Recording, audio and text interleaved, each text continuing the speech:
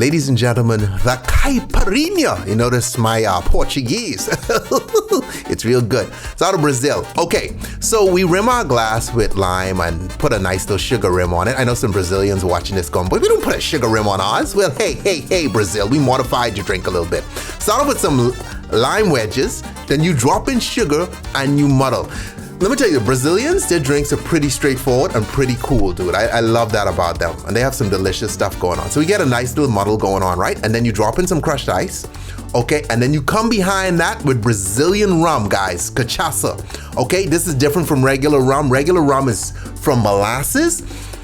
Cachaça is fermented sugarcane juice, so the taste is different. So if I were to give it to you, it'd be like, this is rum, but it's a little different, okay? And that's what they drink in Brazil. And you Brazilians, you all see I got Cachaça 51, right? I'm keeping it real. So for more recipes like this, check out tipsybartender.com because we have several variations of the Caipirinha for you guys out there. Stay tipsy!